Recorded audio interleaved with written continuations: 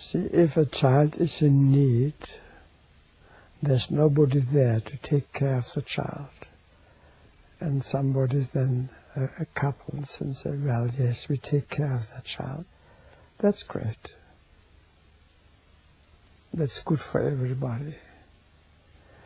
If a couple cannot have children, and they want to fill that gap by taking away a child from other parents, see? So, because they are needy, then as a rule they're in for trouble. That's not appropriate to do. And they pay for this dearly.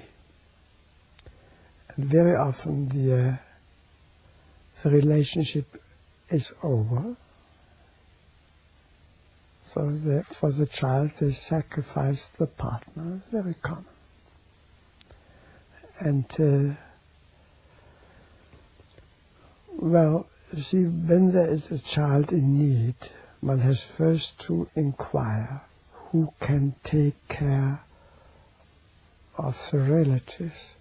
And very strangely enough, as you have experienced yourself, that the father very often is not even asked. The mother gives away the child without asking the father, see?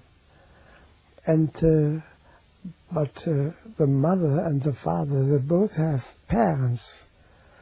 So if they can't take care of the child, their parents may be able to and willing to do this. So the grandparents would be the first ones to be considered to care for a child if the parents themselves cannot do that, see? And if the grandparents can do it, there may be uncles or aunts who are willing to do this, see? Then the child remains within the family. That's very safe for the child. All these things should be considered first. To go to a foreign country in order to get a child there is criminal. It's terrible. We watched that in China recently. We're in a hotel where couples from all over the world came to take children. And to look at those children, and they're crying, and they're suffering, and the helplessness of those couples who still thought they would do something right. It was unbelievable. It was unbelievable. So there's also the idea that it's good for the child. I'm not sure whether the child wants that.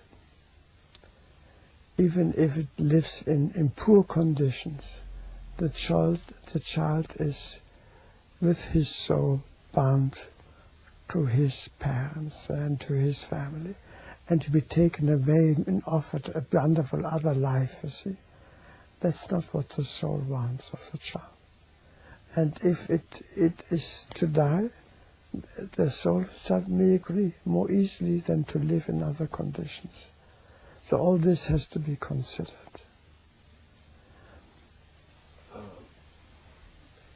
In two other parts of my family, my adopted parents and my father's sister, they had a baby. Then they adopted another baby. Yes. But the adopted baby was always, shunned aside and not even considered anymore in the family. Now that they've grown up, it's like he's off somewhere, but not even considered, And the same thing happened in my first wife's brother. They did the same thing. They had a girl, and they adopted this little boy who was an Indian. And then as soon as, when they grew up, the little girl was perfect and fabulous and all, and then they've just forgotten about this little boy. And I don't know what that's all about. In a way it is right. In a way it is right. The adopted child does not belong to the family. It's taken care of in place of the other parents. And it has not the same, it's not, it is not part of the siblings. It's outside of this. So it doesn't have a rank within the siblings. It comes last in the family. Even if it is older, it comes last in rank. because that child has his own parents. That has his proper place, not in the other family. So it's And if he when it just has been taken care of and he moves out, okay,